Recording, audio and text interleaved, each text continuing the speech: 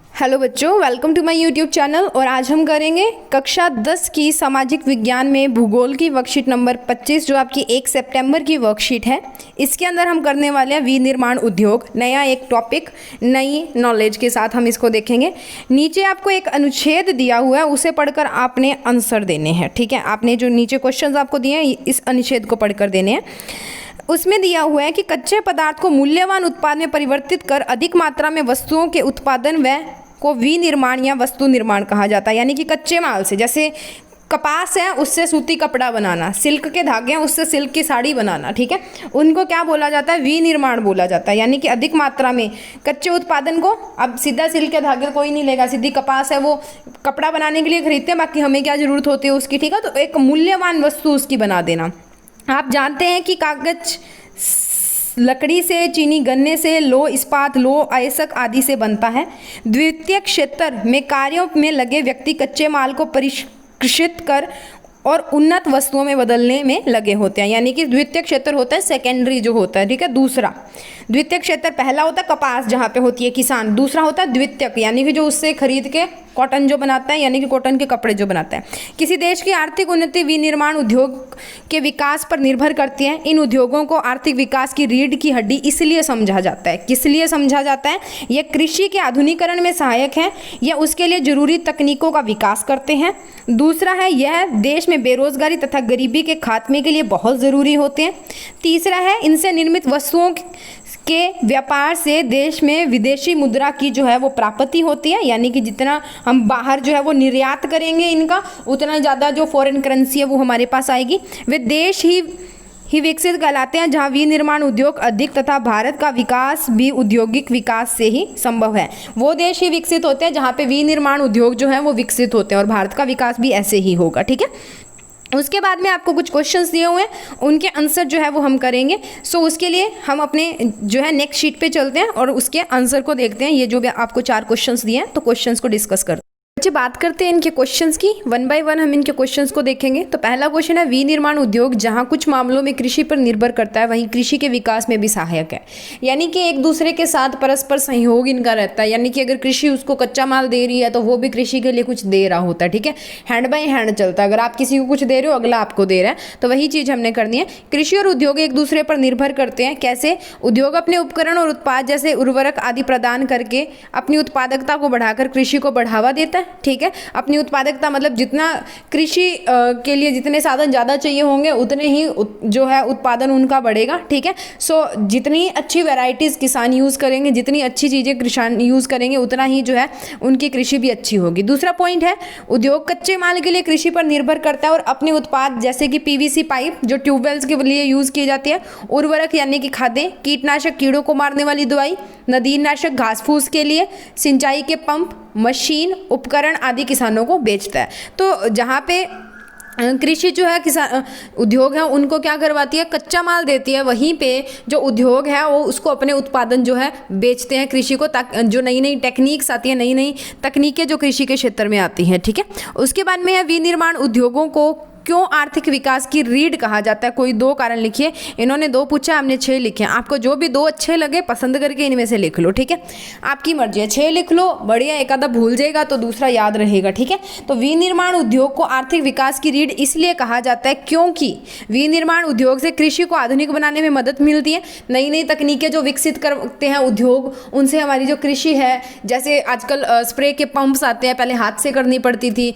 आजकल नई नई फर्टिलाइजर्स आती हैं, अच्छे भले जो बीज हैं वो आते हैं, जैसे बीटी कॉटन है, ठीक है, हाइब्रिड बीज आने लग गए हैं, तो उससे कृषि जो है वो आधुनिक बनती है। विनिर्माण उद्योग से लोगों की आय के लिए कृषि से निर्भरता कम होती है। यानी कि कृषि जो हमारा भारत है वो एक कृषि प्रधान देश है, ठीक है, तो उसमें ज़्यादातर लोग जो है वो कृषि करते हैं। पर विनिर्माण उद्योग जब से आए हैं तो लोगों का उसके तरफ भी जो रुचि है वो बढ़ गई है। तो अकेली कृषि नहीं है जो आय का साधन बन सकती है, विनिर्माण उद्योग भी जो है वो आय का साधन बनते हैं, ठीक है। यानी कि अपनी फसलों से अलग अलग चीज़ें बना के किसान भी बेच सकते हैं, ठीक है, या वो अपनी इंडस्ट्रीज, अपने जो उद्योग हैं वो लगा सकते हैं, या किसी के साथ साझेदारी कर सकते हैं। उसके अलावा इससे विनिर्माण से प्राइमरी और सेकेंडरी सेक्टर में रोजगार के अवसर बढ़ाने में मदद मिली है। देखो, प्राइमरी क्या होता है? कृषि जो है वो प्राइमरी है, ठीक है। कॉटन जो रुई होती है, कॉटन कपास जिसको हम बोलते हैं, वो प्राइमरी है। कपास से बना हुआ कपड़ा क्या है, सेकेंडरी होता है। ठीक है। तो एक जो कपास की खेती कर रहा है उस क्षेत्र में रोजगार कैसे मिलेगा कि ज़्यादा तकनीकी आएंगी तो ज़्यादा जो कपास की खेती है वो ज़्यादा होगी, तो ज़्यादा मजदूरी चाहिए होगी, ज़्यादा किसान उसको बोएंगे, उनकी आय बढ़ेगी। दूसरा, जितनी कपास ज़्यादा होगी उतने ही जो कपास के कारखाने या कपास से बनने वाली चीज़ें हैं वो बनेंगी, जैसे सूती कपड़ा जो है वो बनेगा। ठीक है। तो उतने ही मजदूर उनको ज़्यादा चाहिए होंगे, तो ये रोजगार के अवसर वहाँ पे बढ़ाते हैं। इससे बेरोजगारी और गरीबी को दूर करने में मदद मिलती है, यानी कि लोगों को रोजगार मिलता है इन उद्योगों के अंदर। उसके बाद है विनिर्माण द्वारा उत्पादित वस्तुओं से निर्यात बढ़ता है, जिससे देश में विदेशी मुद्रा जो है वो देश में आती है, यानी कि देश में व्यापार जो है वो बढ़ जाता है। 6 पॉइंट है हमारे पास। किसी देश में बड़े पैमाने पर विनिर्माण होने से देश में संपन्नता आती है, यानी संपन्नता का मतलब होता है उसमें किसी चीज़ की कमी नहीं रहती, सब कुछ पूरा पूरा होता है। ठीक है। क्योंकि जितने उद्योग ज़्यादा होंगे, जितना विनिर्माण होगा, उतनी ज़्यादा लोगों को क्या मिलेगा, रोजगार मिलेगा, उतनी उनकी आय बढ़ेगी, और जितनी आय बढ़ेगी उनसे लोगों को फायदा होगा और देश संपन्न रहेगा। अब राष्ट्रीय अर्थव्यवस्था में विनिर्माण उद्योगों का क्या योगदान है, तो सकल घरेलू उत्पाद यानी कि जीडीपी का कुल शेयर का 27% है। इसमें से 10% खनन, बिजली और गैस से आता है, 17% विनिर्माण से आता है। लेकिन घरेलू उत्पाद में विनिर्माण का यह शेयर पिछले 2 दशकों में स्थिर रहा है। पिछले दशक में विनिर्माण वृद्धि दर 7% रही है। 2003 में यह वृद्धि दर 9 से 10% रही है। अगले दशक के लिए कम से कम 12% की वृद्धि दर की हमें आवश्यकता जो है वो है, यानी कि ग्रोथ रेट जो है वो हमने बनाई है कि 12% होनी चाहिए। ठीक है। Next we are moving on to the question number 3। तीसरे क्वेश्चन पे चलते हैं।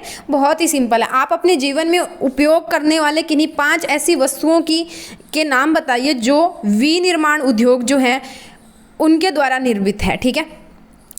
पहला है कपास, ठीक है, ऊन, जूट, सिल्क, रबड़, चीनी, चाय, कॉफ़ी। अब ये ना अलग अलग आती है। ठीक है। कपास भी साफ होके आती है। उसके अलावा जो है चीनी जो हम कर चुके हैं, कागज़ जो बन के आता है। ठीक है। और उसके बाद में इलेक्ट्रॉनिक्स जो है और साबुन जो है। चाय और कॉफ़ी में भी आगे जो है उनकी मैन्युफैक्चरिंग होती है अलग अलग, जैसे वो निकलती है वैसे ही हमें नहीं दे देते। ठीक है। और ऊन जो बन के आती है। ठीक है। उसके बाद में सिल्क जो बनाई जाती है, सिल्क ऐसे ही थोड़ी है, रेशम के कीड़े जहाँ पे होते हैं हम वहाँ से धागे उठा के ले आते हैं और खुद कपड़े बनाते हैं, कोई मैन्युफैक्चरिंग तो करता है। इनमें से आप कोई भी 5 उठा के लिख लीजिए, काफ़ी सारी मैंने आपको प्रोवाइड करवा दी है। उसके बाद में आपके शहर के आसपास कौन कौन से विनिर्माण उद्योग हैं, तो आपके शहर के आसपास सबसे पहला तो एक तो ये ऑयल इंडिया लिमिटेड तो होता ही है। ठीक है। ऑयल इंडिया आसपास में कई सारे जो पेट्रोल पंप्स वगैरह या ऐसा ऑयल इंडिया लिमिटेड का कोई ना कोई काम होता है, तो oil India limited, Maruti Suzuki India limited, Havells India limited और Eicher motor limited. Oil India limited तेल बनता है, मारुति सुजुकी में मारुति की कारें बनती है, हार्वल्स में जैसे बल्ब हो गया या जो इलेक्ट्रिक अप्लाइंसेस होते हैं वो बनते हैं, और आयशर मोटर्स में ट्रैक्टर्स बनते हैं। तो ये आप लिख सकते हो, ये दिल्ली और उसके आसपास के क्षेत्रों में जो है वो इंडस्ट्रीज है। ठीक है। सो ये हमारी होगी वर्कशीट नंबर 25 क्लास 10 के लिए सामाजिक विज्ञान की। तो आप यहाँ से पोज करके ये दोनों क्वेश्चन जो हैं इनका स्क्रीनशॉट ले लें या लिख लें। नेक्स्ट मैं आपको दिखाती हूँ अगले 2 क्वेश्चन हमारे। ठीक है। सो अगले 2 क्वेश्चंस में ये है हमारा क्वेश्चन नंबर 2, इसका आधा भाग ये है, आधा मैं आपको और दिखाती हूँ, इसको पोज करके राइट डाउन कीजिए। नेक्स्ट हाफ पार्ट के ऊपर हम मूव करेंगे, तो ये है हमारे पास अगला इसका हाफ पार्ट क्वेश्चन नंबर 2 का। ठीक है। इसको यहाँ पे पोज करके आप लिख लीजिए। Next we are moving on to the question number 1, और ये रहा हमारा क्वेश्चन नंबर 1। ठीक है। सो इसी के साथ हमारी वर्कशीट